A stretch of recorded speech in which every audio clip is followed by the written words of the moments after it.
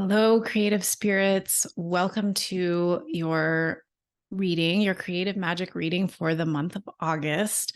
This month, I am using the Literary Witches Oracle deck, which is one of our favorites at Typewriter Tarot. It was created by Taya Kataisky, a poet, writer, also an artist, and Katie Horan, who is a painter, illustrator, and visual artist.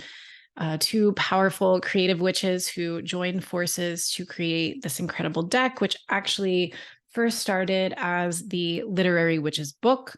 And the book contains 30 portraits of different female writers who had witchy preoccupations or interests, or who exerted their feminine power through their literary work. The collection of witches in this book ranges across cultures, across times. There are plenty of writers you may have heard of: Joy Harjo, Mary Shelley, Sylvia Plath, Toni Morrison, who we're going to talk about tonight, and also a good number of writers that maybe would be new to you. So this is a great book to really expose yourself, expand your reading list, and connect with some literary witches across the lands and across the eras, and maybe welcome them into your creative spiritual team if you're into that kind of thing. In addition to this reading for the collective, I also create what I'm now calling Creative Magic Memos, formerly known as Frankenscopes. And each one, there's one for every sign in the zodiac, and each one is basically like a horoscope, a tarot pull, and a creative ritual or prompt to help you work with a particular energy throughout the month and strengthen your connection, expand your connection, deepen your relationship with your creativity and your magical life. So if you are on our email list, you are going to just get those in your inbox every month. They are also included on our blog. So you can hop over there. There's a link in the description so you can find your sun sign, read the one for your moon or your rising sign too. Go crazy, get creative, get weird, enjoy. And for the Creative Magic Memos this month, I'm using the same deck. So for every sign, I've pulled one witch and one witch's materials card, which I should explain in the deck.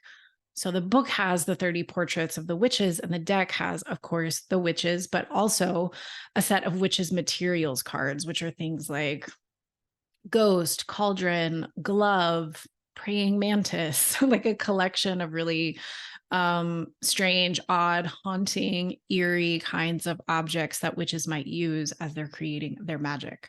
So for each creative magic memo this month, there's a witch plus a materials card, and your message, your memo, is based around that combination. And then for our collective reading today, I've pulled 3 cards, 1 witch and 2 materials. So let's get into your reading. Our witch for this month is the goddess, the great, the incredible Toni Morrison. We can see her here standing before a table, kind of like we see the magician in traditional tarot decks, standing before a table, working magic in this place. We see a bottle of spilled milk with what looks like a ghost or phantom pouring out. Maybe this is like the ghost in Beloved or the imprint of an ancestor. There are flowers growing around her and perhaps crows or ravens overhead, which makes me think these 2 birds are acting as her animal familiars or supporters in her magic. There's also a loaf of bread and a knife. And you can see that the archetype associated with Toni Morrison in this deck is power. And then I structured this where I placed the goddess Toni in the middle and then pulled 2 witches materials, 1 on either side. So our first witches material card is apple, and our second is hedgehog. Kind of an interesting combination. Let's focus on Toni first. And I'm sure many of you know things about Toni Morrison, and hopefully you have read her work as well. But She wrote 11 novels over the course of her writing career. That includes Beloved, which won the Pulitzer Prize in 1988 and is narrated by a baby ghost, perhaps the one shown here on the table. I don't know. She also is the author of The Bluest Eye, Song of Solomon, Sula, and Jazz, all novels. And she also published several children's books and essay collections. So, a prolific writer, thinker, and leader in the realm of American artistry. She was the first Black woman to win the Nobel Prize in Literature. And upon her death in, I believe, 2019, the New York Times, which I don't think is the harbinger of all things literary, but I love the way that they described Toni Morrison's writing as luminous, incantatory prose, resembling that of no other writer in English, which many people would agree is true. Toni Morrison really expanded our understanding of how fiction could be structured, how it could be articulated, how it could exist on the page, how language could become a portal to ethereal realms. Reading her books, you really find yourself kind of floating in this other dimension and navigating a space that is certainly grounded in real life, but also so much more than that. And her work is rich with connotations of ancestors and historical legacy. All of the characters she was writing about were Black, and she's was highly concerned, possibly is still highly concerned from the spiritual realm at this point about the legacy of slavery in America and its impact on descendant generations of Black Americans. So that was very much part of her focus in her work and her foregrounding that element of history, which is part of our history as a whole, one that is currently being very suppressed in states like Florida and Texas, where I live, but also others. But Toni Morrison foregrounding that experience really kind of blew the barn doors off and created new kinds of conversations around that legacy of slavery and racial oppression in America. And she presented that material in a way that was incredibly powerful. Through the voice and the plots she created. Her plots were also very often nonlinear, very dreamlike, but also holding that weight of history and ancestry. She was highly concerned, or peppered her stories with myth, magic, and superstition, and that was woven into the mundane, everyday experience of her characters. And it really was about bringing an important truth forward. And that is very much where power comes from, or a certain kind of power can be generated. So I don't know, you probably haven't noticed, but I'm also burning a little Toni Morrison votive candle over here. And while this is a commercial product, which I bought at an independent bookstore, I thought there was something lovely about bringing it into the space. And also the way there's a little kind of incantation on the back of the candle, and part of it says, Saint Toni, your callings were many, raising your voice, raising up fighters and philosophers, resistors and pacifists, Black books, a new canon. You invented language to summon powerful forces, to draw down lightning and bid us to see by it. And then the candle, as you light it, you can ask, it says, grant us, Saint Toni, devout patience and fierce mercy. So we have Toni Morrison at the center of this reading in this idea of power. And we're also in Leo season right now. Venus, the planet of love, beauty, self-love, is retrograding through Leo. We also have a full moon coming up in Aquarius in just a couple days. And Aquarius is very much a sign of rebellion for the sake of benefiting the collective. And certainly that was business that Toni Morrison was conducting as well. So it feels like these forces are kind of coalescing around our message. And I want to kind of plant Toni here in the middle and then bring in the apple and the hedgehog. So in the literary witches oracle deck, apple represents the senses, hunger, and sex, according to the guidebook. And the hedgehog represents vulnerability, hiding the heart, and tenderness. And so we bring all these together. And what I want to kind of share with you, or the way that I'm boiling this down, is to think about our power as deriving from our rawest, truest desire, which I think is represented by the apple. I was thinking the other day about Eve biting the apple, and I did not grow up in a Christian church, and I do not know a lot about the Bible. So I'm coming from a little bit of like an ignorant or naive kind of position. And I was just sort of thinking casually about that story in Genesis where Eve is demonized for eating the apple. And I was just thinking, like, of course she ate the fucking apple. Like, when you're new to the planet and you see your first apple and a talking snake, like tells you this is a delicious apple, of course you're going to eat it. That's a random thought, but I think it comes in here too. Like, with the things that you love and enjoy, that give you pleasure in the moment, that bring you deep satisfaction, that make you feel alive, your willingness to enjoy them and be present with the consumption or the experience of the thing is one way to connect with your power. It is my belief that our deepest desire, which we came to this planet bringing with us from some other place, that deepest desire is really our guide in life. It's what is going to help us find the truest manner of our existence, the most satisfactory and expansive way of experiencing life. We are not invited very often to get really in touch with our deepest desires. That creates inconvenience and distraction when it comes to getting work done,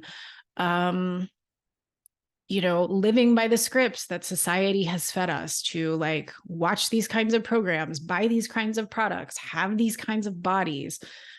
All of this is really not, that's like informing us and feeding us a kind of desire we're supposed to have, but truly we have another set of desires that are inherent to us. And so I feel like Toni Morrison, through this appearance in our reading, is inviting us to really connect with those deep desires that bring us a kind of sensual pleasure. And that can be very simple. Like, I have a client who right now or recently has started drawing Texas wildflowers. This is something new for her. They're incredibly beautiful descriptions and depictions of the flowers that grow in our area in the spring. And it feels like these creations are born from a desire to represent a kind of beauty that inspires us day to day. When you walk around and you see these flowers and you know it's spring, and there's something very life affirming about those plants, beings popping up all around us. And so my client, in this example, my client's drawings of these flowers are a kind of statement of appreciation and admiration for things that create a kind of sensual pleasure. So I don't only mean like sexy things, but things that ignite the senses. We have 5 of them, or we actually have more, but the basic 5 that we have are what we use to really engage with life. And those are the ways that we interface with our pleasure, our sense of joy and appreciation, and tasting good food, feeling good in our body, experiencing wonder and excitement. So that interaction of the body with things we love helps us connect to the desires that are most powerful and deeply held inside us, which I think Toni Morrison would back me on this, are the source of our power, or a source of our power. And then we have the hedgehog, which is about vulnerability and tenderness. And I was really amused by the combination of apple and hedgehog. So I Googled the two together, or I searched the two together on YouTube and found a adorable, mind-blowing to me video of a hedgehog eating a tiny piece of apple. And the link to that video is also in the description. And I would actually recommend that you pause this video and go click on the link to the hedgehog apple video so you can enjoy that before we can continue. So go ahead and pause this video now if you like. I hope you saw that hedgehog eating that little bit of apple. And what this made me think of as I watched it, which if you've seen it now, the hedgehog is sort of curled into a ball with this little bit of apple right in front of him. And as he nibbles on the apple, one little leg like pokes out of the ball of his body. And then another leg pokes out, and it's almost like he's in such a state of pleasure that he becomes more fully himself. Like the fullness of his self starts, assuming that's a male hedgehog, and I don't know that it is, but the activation of this hedgehog's pleasure causes a physical kind of expansion and movement outward in the body, like full hedgehog, I would call it. And the apple, the sensation, the flavor, the juiciness, the sweetness, the interfacing of the hedgehog's senses with the deliciousness of the apple brings the full hedgehog out. And that's something that feels like kind of a representation of our expression of vulnerability when we connect with the things we love, when we're not afraid to declare our love or show our love for these things. Then we really are showing people who we are and what we care about. And I also believe that vulnerability in the right circumstances, when we're relatively safe to be vulnerable, is also an incredible source of power. This comes up in your creative magic memo, Cancer in particular. But all of this is kind of bringing about this message of connecting with desire, allowing your pleasure, the things you enjoy, the things that are life affirming for you, even small things like wildflowers, to open you up and to bring you into more vulnerable expressions of who you are, particularly through your creativity. So I talked about a client who's drawing the wildflowers. Another example of this kind of like what this could look like in action. I have another client who has, of course, a very strong connection with nature. She goes on walks every day here in one of the Greenbelt areas of Austin. And she was practicing something that we had talked about and carrying a couple objects with her through the woods that she was going to leave at a willow tree that she found to be very meaningful over the many walks that she'd taken in this area. And she was going to lay them down in front of the willow tree. She had, I think, like an acorn and a shell or something.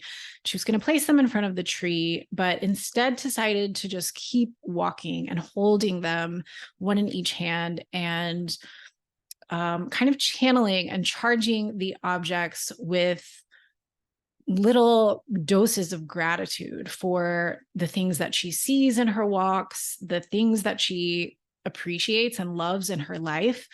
And it was as if the more she channeled that intention and that gratitude into the objects, the world actually started seemingly to respond to her. She saw the heron that she often sees on this walk. She saw a deer peeking through the bush at her. She saw a turtle, which has been a special animal for her on these walks. And so this is, I think, a really great example of what connecting to your desire, your appreciation, your pleasure, the kinds of things that bring you aliveness, really having presence and attention to those things allows you to kind of open up vulnerably to the universe. Like, I love this so much. What would it be like to be in a world without this? I hate to think such a thing could be possible. because all of these little things make life so delicious. And when we allow ourselves to love things in this way, this is a kind of vulnerable power that we step into.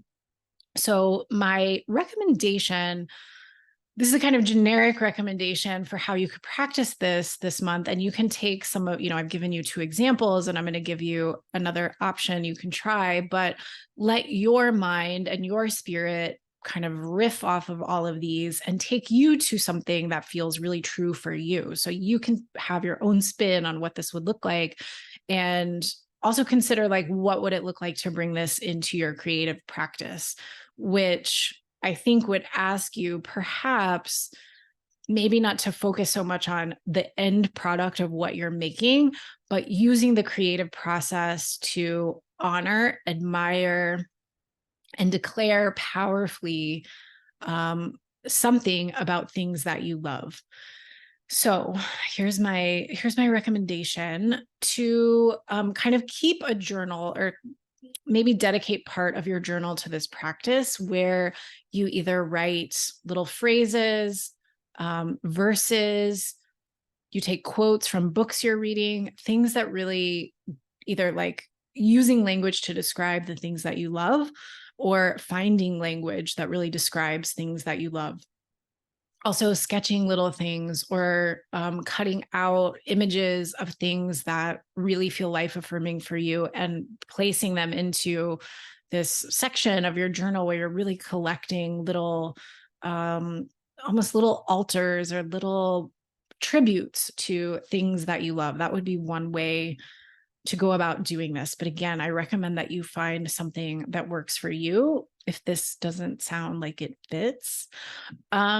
Another thing I'm thinking about, which is kind of a drag, but kind of helps me make my point, is that here's another way to drive it home, and then I'll wrap this up. But I've been thinking a lot about how the climate is changing, how our environment is changing, and how it feels to me, and I think many other people, that we are on a precipice as a species. We are about to enter an age where the way that we understood and interacted with the environment, or the way that we experience the environment, is going to become very different on a much more intense scale. And I think this is going to mean that if we aren't doing something dramatic, radical, intentional in the near future or in the now to stave this off, to change directions, that this may be, like, I think people are referring a lot to this headline that, like, this is going to be maybe the coolest summer that kids remember, like young people who really entered the world at this time of increasing climate change. Like, this is going to be their nostalgically cool summer, which is terrifying. I live in Texas. It's been triple digit days for weeks in a row. We haven't had rain. August is the scariest month for a Texan, I would argue, because you're already tired of summer. The heat has been accumulating and adding up and dragging us down. It really feels hard to go outside. It feels like another winter has settled upon us, because you really need to kind of stay in or really buckle up to, like, get out there and go brave it in order to do whatever you need to do.